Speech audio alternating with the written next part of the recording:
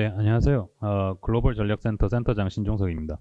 우선 이영진 이사님 그리고 김영률 책임님의 좋은 발표 우선 감사를 드리고요. 저도 뭐 나름 사전에 이제 자료를 받아서 공부를 했었는데 역시 직접 설명 듣는 게 확실히 도움이 많이 되는 것 같습니다.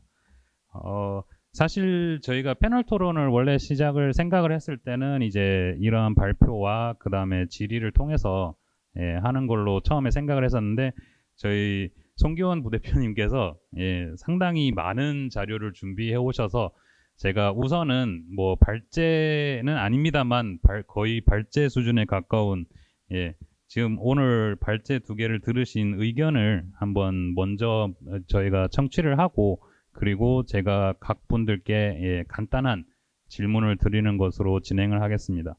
네, 부대표님. 예, 대주회계법인에서 ESG TF를 이끌고 있는 손기원 회계사입니다. 오늘 그 글로벌 탄소 시장 관점에서의 자연 기반 해법의 기회와 전망, 굉장히 중요하고 굉장히 신박한 주제인 것 같습니다. 그래서 제가 이렇게 좌장님께서 분량이 많다고 하셨는데 한 4페이지 정도 준비했는데 오늘 고품질 얘기를 하는데 분량과 품질은 항상 비례하는 건 아니다 하는 생각이 듭니다. 오늘 S&P 글로벌의 이영진 이사님 자연 및 생물 다양성 분석 및 공시 TNFD 프레임워크를 중심으로 굉장히 중요한 발표를 해주셨고 또 이제 국가녹색기술연구소 김형주 박사님께서 고품질 탄소 크레딧 확보를 위한 기후기술의 방법론 적용과 프로젝트 이행 사례라는 주제로 발표를 해주셨는데요. 매우 시의적절하면서 또 인사이트가 있는 그런 발제였다고 생각이 되고 그래서 들으면서 감사한 마음과 함께 제가 또 잘 듣고 많이 배운 그런 시간이었습니다. 지금 이제 이 자료를 제가 제공을 해드렸으니까 여기 토론문은 나중에 이제 한번 읽어보시면 쉽게 제가 정리를 했습니다. 그래서 여기 오늘 오신 분들이 아마 핵심 전문가분들이신 것 같은데 읽으면 이해가 되실 것 같고 또 제가 중요한 내용은 이따가 줄거리를 한번 말씀을 드리는 것으로 하고 또 이렇게 주변 얘기도 조금 하면서 이렇게 해볼까 합니다. 제가 이제 오랫동안 이 현업에 있으면서 지금과 같이 이렇게 거대한 복합 변수들이 동시다발적으로 우리 앞에 이렇게 나타나는 ESG, AI와 같은 이런 것들이 그런 경우는 인류 역사상 드물지 않았나 이런 생각이 들고요. 그래서 이 문제들의 솔루션을 찾기 위해서 많은 전문가 집단들이 진짜 창의적인 문제 해결 능력을 발휘하면서 또 그런 것이 요구되는 그런 시대인 것 같습니다. 그래서 오늘도 이제 결국 탄소 시장과 관련된 자연 기반 해법, 이 솔루션에 대한 것인데요. 그래서 이제 또 뭐 회계사가 왜 이런 기후 생물 다양성 이런 얘기를 하느냐 이런 것에 대해서 좀 의아해 하시는 분도 계실 것 같긴 한데요. 오늘 나온 얘기 중에 TNFD 또 TCFD 뭐 이런 얘기들 나왔습니다만 거기에 FD가 Financial Disclosure입니다. 재무 공시입니다. 그래서 이게 원래는 ESG가 비재무 정보다 이런 초기에는 그런 얘기가 있었습니다만 지금은 이제 재무 공시로 이렇게 방향이 서게 됐고요. 왜냐하면 그것은 이제 금융과 연계되기 때문에 투자자들이 이 재무적인 자료를 봐야 되겠다 하는 니즈가 있기 때문입니다. 그래서 이제 그것이 지금 EU에서 이제 ESRS라는 공시 기준에 의해서 2024 회계 연도 것을 2025년도 올해 상반기에 약 640여 개 기업이 벌써 의무 공시를 했습니다. 그래서 그 방식은 어떻게 되는가 하면 이제 그동안의 재무제표를 애뉴얼 레포트에 공시를 했는데 지속 가능성 정보를 그것과 병행해서 병립시켜서 같이 공시를 합니다. 그래서 이제 한국도 이제 IFRS라는 그 회계 기준을 만든 곳에서 만든 그 재무 공시 기준을 따라서 그래서 아까도 그 이영진 이사님 말씀 중에 ISSB라는 게 있었습니다만 국제 지속 가능성 공시 기준 위원회입니다. 거기서 I를 K로 바꿔서 KSSB에서 그 ISSB 기준을 거의 이렇게 따라서 가고 있는데 대부분 그것도 마찬가지로 파이낸셜 디스클로저입니다. 재무 공시가 돼서 이제 방향은 이제 과거 정보인 재무제표와 또 ESG 정보, 이 미래 정보가 포함된 ESG 정보를 병립해서 이제 사업 보고서에다 공시를 하는 그런 상황으로 이어지게 됩니다. 그러다 보니 이제 모든 그 길은 로마로 통한다 했는데 모든 ESG 정보는 공시로 통하게 되고 또 그것이 이제 인증을 해야 되는 그래서 인증을 이제 EU 기업들을 보면 대부분 회계법인에서 했습니다. 9% 정도를. 그래서 우리도 이제 그런 것이 있어서 회계법인에서 이렇게 준비를 열심히 하고 있습니다. 그래서 다른 사안들에 비해서 이 공시와 인증은 조금 더 후행하는 그런 특징이 있습니다. 그래서 아직 상당히 한가하니까요. 이런 것이 있으면 늘 이렇게 불러주시면 제가 마다 않고 이렇게 열심히 준비해서 함께 대응하도록 하겠습니다. 서두가 너무 길었는데요. 지금 이제 오늘 말씀 나눈 내용 중에 탄소 시장 이 부분은 이제 기후 변화와 관련된 이제 우리가 지금 몸소 겪고 있는 기후 재난과 관련된 이런 얘기고 또 이제 먼저 발제를 해주신 이영진 이사님의 그 생물 다양성 관련 이 부분은 이제 아까도 이제 중요성을 말씀을 해주셨는데 그것과 더불어서 그 세계 경제 포럼에서 이걸 앞으로 10년간 가장 심각한 글로벌 리스크 중 하나로 지목했다는 그 말씀 외에도 지금 이제 우리가 꿀벌이 사라지고 있다 이런 기사를 보고 있습니다. 그래서 꿀벌이 사라지면 어떻게 되느냐 하면 식물이 그 수분을 못하게 됩니다. 그러면 이제 식물을 먹고 사는 동물들과 그 식물과 동물들을 먹고 사는 인간들은 이제 멸종하게 되는 겁니다. 4년 내에 멸종한다고 아인슈타인이 얘기를 했습니다. 그래서 매우 심각하다. 지금 이제 공시 기준에서는 그 이제 IFRS의 공시 기준에서 기후 관련 공시를 제일 먼저 기준을 제정을 했습니다. 그리고 이제 이어서 생물 다양성 공시 기준이 나오게 되는데 저는 그 두 가지가 그 순위가 1번, 2번이라고 생각하지 않습니다.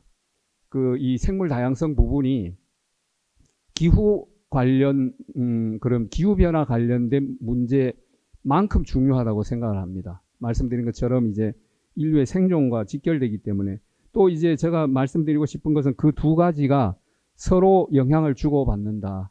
그러니까 기후 문제로 인해서 이제 생물 다양성이 훼손되는 상황이 되고 또 이제 생물 다양성을 또 자연 자본을 우리가 잘 지킴으로써 그것이 이제 온실가스 흡수원이 되는 오늘 얘기가 이렇게 사실은 두 개가 이렇게 분절되게 말씀이 됐지만 그 두 가지가 매우 밀접하게 관련이 있다는 말씀을 드리고 싶습니다. 그래서 정책이나 전략이 통합적으로 접근돼야 된다 하는 말씀을 드리고 싶고요.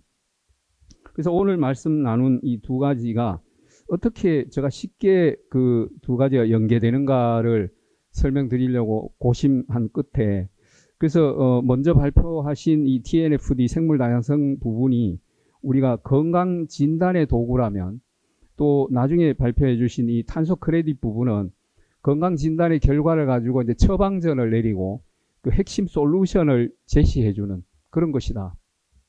그러면 이제 이게 두 가지가 아주 밀접하다는 것을 쉽게 이해하실 수 있을 것 같아서 그렇게 제가 일반론적으로 준비를 했고 이제 발표 내용에 대한 세 가지 논의사항을 제가 준비를 했는데요. 첫 번째가 바로 이 생물 다양성과 고품질 탄소 크레딧 확보가 서로 연결성을 가지고 있다. 그래서 통합적으로 다뤄야 된다 하는 말씀입니다.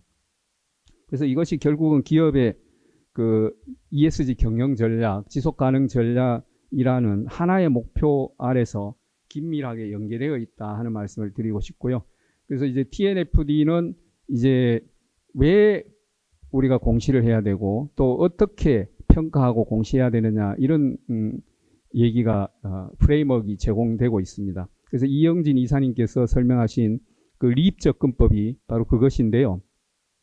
그래서 이제 기업이 자연에 미치는 영향과 또 자연에 대한 의존도 이것을 식별하고 또 그것을 통해서 이제 위험과 기회, 자연과 관련된 위험과 기회를 재무적으로 측정하고 관리하는 그 시작점이다, 첫 단추다 이렇게 얘기할 수 있고 또 고품질 탄소 크레딧은 그 리접근법의 관점에서 보면 그 프리페어에 해당하는 그래서 그 프리페어라고 준비라고는 하지만 사실은 이게 대응 전략 내지는 공시에 대한 얘기입니다. 그것이 이제 프리페어를 위한 핵심적인 솔루션 중에 하나가 바로 고품질 탄소 크레딧에 대한 얘기다. 그래서 우리 김형주 책임 연구원님께서 말씀하신 강조하신 그 맹그로브 복원을 포함한 그 블루 카본 프로젝트 이런 것과 같은 그 자연 기반 해법 이 바로 기업이 결국 이 기업이 이 지금 겪게 되는 그런 자연과 관련된 위험과 기회 그것을 또 기업은 이제 재무적인 그 성과를 기반으로 의사결정을 하게 되는데 그 위험과 기회가 재무적으로 이제 영향을 미치기 때문에 거기에 따라서 이제 의사결정하고 솔루션을 선택하는 그 방식이 된다 이런 말씀을 드리고 싶습니다. 그래서 저희와 같은 그런 회계법인에서는 그 ESG 파트에서 그 과정에서 이제 전략, 공시, 재무적 성과 분석 뭐 이런 것들을 이제 다루게 됩니다. 이제 첫 번째 얘기는 그것이었고요. 두 번째로 논점은 이제 키스톤이 되는 것이 오늘 체계적으로 김 박사님께서 잘 정리를 해주셨습니다만 거기서 제가 한 가지를 더 강조를 한다면 결국은 MRV는 이제 M은 매저먼트로 얘기하기도 하고 모니터링으로 얘기하기도 합니다. R은 레포팅이고 V는 베리피케이션입니다. 그래서 이제 그 기업과 같은 주체가 그 이 탄소 감축을 측정하고 보고하는 또 제3자가 검증하는 그 얘기인데 그것이 결국 신뢰성 있는 측정이 돼야 되고 또 그것이 이제 오늘 말씀을 여러 가지 해주신 것이 있습니다만 그린워싱의 문제가 있습니다. 그래서 그것을 방지해야 되는 그래서 오늘 주제가 사실은 이제 우리가 기회를 찾고 전망을 하는 그런 것이라면 그 사실은 기회뿐만 아니라 위험도 그 안에 도사리고 있다 이런 말씀을 드리고 싶고요. 그래서 이제 그것을 국제 규범적 측면에서 김 박사님께서 이제 파리 협정 6.2조, 6.4조 이런 것을 말씀을 해주셨는데 사실 좀 어려운 내용입니다. 그래서 거기에서 이제 감축 실적의 그런 무결성, 인테그리티와 투명성 이런 것을 담보하는 핵심 절차가 바로 MRV인데 그래서 이것이 잘 돼야 되고 그래서 고품질이라는 것은 결국은 MRV가 얼마나 그 신뢰성이 있느냐에 좌우된다 이렇게도 말씀드릴 수 있을 것 같습니다. 그래서 그것이 이제 국제 규범적 측면, 시장 신뢰적 측면, 또 기업의 전략의 측면. 기업은 이제 그린워싱이 되면 이제 그 과거에 우리가 회계 공시에서 이제 분식 회계처럼 그것이 좀 심하면 이제 범죄 행위가 되는 것이 됩니다. 그래서 그만큼 중요하다 하는 말씀을 좀 드리고 싶고요. 또 그것이 이제 고품질 탄소 크레딧으로 신뢰성 있는 MRV를 확보하면 또 그것이 기업의 재무적 성과로 이어지는 것이라고 얘기할 수 있겠습니다. 그 다음에 기술 제도적인 측면에서 이제 최근에 김 박사님 말씀에도 있었습니다만 디지털 MRV 그래서 이제 이 문제 있는 그런 무결성의 환경적이나 사회적으로 문제 있는 것을 뭘로 또 확인이 가능한가 하면 요즘 드론이 뭐 요즘 전쟁 무기로도 아주 값이 싸지만 엄청 효과를 발휘하고 있는데 여기도 드론이 이제 띄워지면 면적 같은 것을 바로 확인할 수 있고 그런 상황이 됩니다. 그래서 위성이나 AI, 블록체인 이런 것들 이게 이제 그 제가 생각할 때는 국가녹색기술연구소의 기술이 여기에 적용이 돼야 된다 이렇게 보여지고요. 그래서 이제 이 MRV의 그 문제점으로 인한 거 저도 예를 하나 여기에 들었습니다만 워낙 많은 것을 또 말씀을 아까 해주셔가지고 그건 생략하고요. 그럼 이제 마지막 세 번째로 기업과 정부와 또 녹색기술연구소의 대응과 역할은 뭘까? 이렇게 제가 한번 정리를 해봤는데 기업은 이제 리스크 관리의 수준을 넘어서 전략적 기회로 전환해야 되겠다 하는 생각이 들고요. 그래서 TNFD를 경영 전략의 일환으로 활용할 필요가 있다. 이 공시를 함에 있어서도 그 전략 부분을 공시를 하게 돼 있습니다. 그 다음에 양보다 질 중심의 탄소 크레딧 투자가 필요하다. 오늘 이제 말씀하신 핵심이라고 보여지고요. 또 ESG를 기업의 핵심 전략에 내재화해야 된다. 이런 생각이 들고, 그동안에 기업들이 이제 GRI를 중심으로 약 20년 동안 공시를 하는 관행이 있었는데, 이제 그 아까 ISSB, ESRS는 기본적으로 재무 공시입니다. 그래서 그것으로 이제 컨버전을 해야 되는 최적의 시점이 바로 지금이다. 이렇게 생각이 됩니다. 정부의 역할에 대해서는 아까 김 박사님 말씀을 해주셨으니까 저는 생략하고요. 세 가지 나중에 이제 이 내용을 보시면 되겠습니다. 또 국가기술연구소의 입장에서는 기술 기반 신뢰의 중재자 겸 혁신 촉진자 역할을 하실 수 있다. 이렇게 보여집니다. 실제로 하고 계신 것으로 보이고요. 그래서 이제 또 요목만 보면 첫째는 MRV 기술의 R&D 허브 역할, 또 둘째는 고품질 프로젝트의 기술적 타당성을 검증하는 기술 게이트키퍼의 역할, 셋째는 기술과 시장과 정책을 잇는 싱크탱크이면서 커뮤니케이션 플랫폼 역할, 이렇게 저는 짚어봤습니다. 그래서 이제 맺는 말로 한 가지를 제가 더 추가하고 싶었던 것은 이제 오늘 말씀드린 내용이 이제 생물 다양성과 고품질 탄소 크레딧의 연결성, 또 MRV를 통한 신뢰 확보와 그린워싱 방지, 거기에 하나 더 해서 이제 각 주체의 대응과 역할, 또 거기에 협업이 뒷받침돼야 된다. 저는 이렇게 생각합니다. 이게 워낙 그 다양한 전문성을 요구하는 것이라서 그래서 협업이 필요하다. 실제로 저희가 전략 컨설팅을 할 때도 협업의 방식을 해보면 굉장히 시너지가 나는 것을 알 수가 있습니다. 그래서 그렇게 제 말씀을 이렇게 마무리하겠습니다. 네, 부대표님 말씀 감사드립니다. 사실 저도 이제 사전에 자료를 받고 좀 공부를 하면서 궁금했던 사항들이 뭐 나중에 저희가 전체적으로 공유를 드리겠습니다만 부대표님이 토론문에 상당히 많이 제시가 돼 있어서 사실 처음에 뵀을 때 깜짝 놀랐던 부분도 없지 않아 있었고요. 네, 말씀 주셨던 것처럼 뭐 사실 그 비유가 꽤 괜찮은 것 같습니다. 그러니까 생물 다양성 부분에서 진단의 개념과 그리고 탄소 크레딧은 일종의 뭐 처방의 개념, 상당히 좀 이해를 많이 돕는 비유로 생각이 들고요. 이어서 좀 세부적이라고 할까요? 좀 간단한 제가 뭐 궁금했던 사항들을 좀 하나씩 좀 여쭙겠습니다. 뭐 저희 많이 친숙하긴 합니다만 김영희 책임님께 질문을 좀 짓궂은 질문일 수도 있겠습니다만은 좀 드리고 싶은 게 있는데요.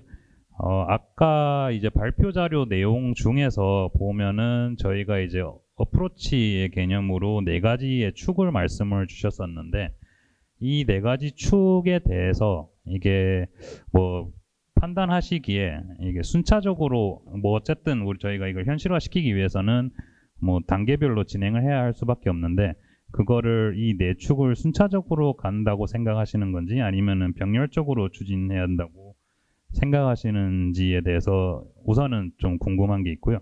그리고 두 번째로 좀 궁금한 사항이 그 고품질 크레딧이라는 게 사실 저도 오늘 꽤 어떻게 보면 신선한 개념으로 생각이 들었었는데 이 고품질 크레딧과 저품질 크레딧을 현재로서 판별을 해주는 뭐 기준이 우리나라든 아니면 글로벌하게 있는지 한번 여쭙고 싶습니다. 아까 말씀드린 그 기술 시장, 재원 투자, 운영 제도 그리고 국제하고 협력 관련해서 지금 말씀하시는 거죠, 그죠? 이 모든 거를 우리 같은 조그만한 기관이 이제 모두 다 할 수 있는 건 아니고, 이제 이 얘기는 이제, 우리를 둘러싼 여러 이제 스테이크홀더들의 이제 호소드리는 관점에서 이제, 말씀드렸던 내용입니다. 이제 그 안에는 이제, 우리 같이 이제 R&D의 결과를, 시장에, 좀 더 이제 빨리 안착시키기 위해서 좀 뭐라나 퍼실러테이팅을 하려고 하는 어떤 이런 연구소나 어떤 그런 공공기관 측면도 있을 거고, 그 프로젝트 자체를 개발하려고 하는 디벨로퍼들, 그리고 이제 재원을 조달하려고 하는 금융기관들, 그리고 이제 그 베라나 골드 스탠다드 같은 인증하는 업체들, 그 다음에 뭐 그 현지에서 이제 그 같이 뭐라 그러죠? 협업하는 NGO들, 사회단체들, 수많은 이제 스테이크홀더들이 있을 건데, 이런 스테이크홀더들이, 그 유기적으로 협력을 해야 되는 부분이죠. 이제 그것들이 잘 되어야지, 아까 말씀드린 어떤 그런 고품질, 그리고 이제 우리가 생각하는 어떤 그런, 탐사 관축에 실질적으로 도움이 되는, 그 충분한 양의 이제 감축기, 우리가 기대하는 시기 이내에 이제 발화될 수 있는 거죠. 이제 그런 측면에서 봤을 때, 뭐 순차보다는 병렬이 맞겠죠. 병렬이 맞고 이제 이런 것들을 전체적으로 이제 오가나이즈를 해 주실 수 있는 바디가 그나마 이제 우리 정부이지 않을까 싶습니다. 그래서 이제 정부가 이런 부분에 대해서 좀 더 이제 관심을 가지시고 이런 각각의 축에 대해서 그런 뭐라 그러죠? 뭐 전폭적 지원, 지속적 관심 이런 것들이 필요할 것 같다. 자, 그런 측면에서 이제 아까 이제 우리가 이제 또 그 하나의 스테이크홀더로서 이제 어떻게 이제 앞으로 나가면 좋겠는가에 대해서 아까 우리 송기원 부대표님께서 이 장표에 아주 그 좋은 언어로 써주신 그게 있으세요. 그래서 저도 보고 되게 이제 감사함을 느꼈습니다. 이제 이런 MRB 기술을 이제 이 R&D 단계에서 넣어가지고 이제 기술 개발 단계에서 R&D가 이렇게 될 수 있도록 이제 그런 부분들을 우리가 지속적으로 이제 R&D 커뮤니티에 호소하고 정부에 호소하고 하는 이런 부분들이 필요할 것 같고요. 두 번째는 이런 프로젝트들의 어떤 그런 품질 여부를 검증하는 이러한 부분에 대한 어떤 그런 지원들이 또 이제 우리의 어떤 중요한 롤들이 될 수 있을 것 같아요. 그리고 이제 이런 아까 말했던 이런 수많은 스테이크홀더들 사이에서 우리가 이제 이런 일들이 잘 되게 할 수 있는 어떤 이런 그 커뮤니케이션 촉진자 아주 중요한 말씀을 우리 대표님께서 해주신 것 같아요. 이런 부분들을 좀 더 이제 효율적으로 효과적으로 좀 해나갈 수 있도록 어떤 프로젝트 사례 레벨에서 어떤 그런 성공 모델을 창출해내는 것 이런 부분들이 되게 중요할 것 같다라고 하는 말씀을 드리면서 두 번째는 그 고품질의 이제 인증 이런 부분들을 말씀을 하셨는데 그 특히 이 그 베라에서 나온 그런 그 맹그로브 그 방법론 같은 경우에는 갈수록 이 방법론들이 고도화되고 있어요. 그 MRV적인 측면에서 그래서 이제 갈수록 이제 개발자 측면에서 그리고 이제 이거를 실질적으로 운영하는 오퍼레이터 측면에서는 갈수록 힘들어지고 그리고 이제 그 MRV의 어떤 그런 결과적인 측면에서는 고품질을 지향하는 방향으로 이제 계속 바꿔지는 거죠. 그런 측면에서 또 여기 어디냐 또 이 고품질을 지향하는 뭐라 그러죠?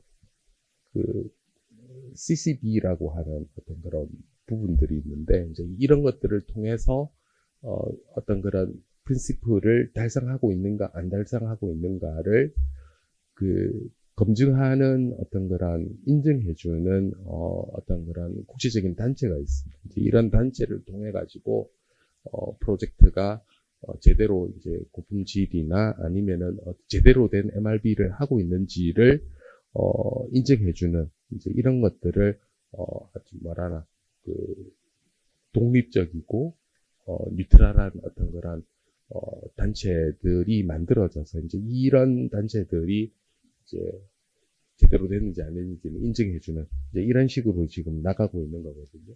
그래서 이제 만약에 이제 새로운 뭔가 방법론을 만들고 프로젝트를 기획하고 하는 이런 측면에서는 한편으로는 어떤 그런 계속 뭐라나 높아져 가는 이런 방법론의 수준들을 이제 따라가야 되고, 다른 한편으로는 아까 말씀드린 그런 코어 프린시플들을 달성해 나가고 국제적인 어떤 그런 인증단체에서 인증을 받을 수 있는 그런 레벨의 프로젝트들이 만들어져야지 이제 될 거라는 거죠. 이제 그런 측면에서 이제 고품질화에 대한 어떤 그런 인증의 현황은 크게 두 가지 정도로 말씀드릴 수 있을 것 같아요.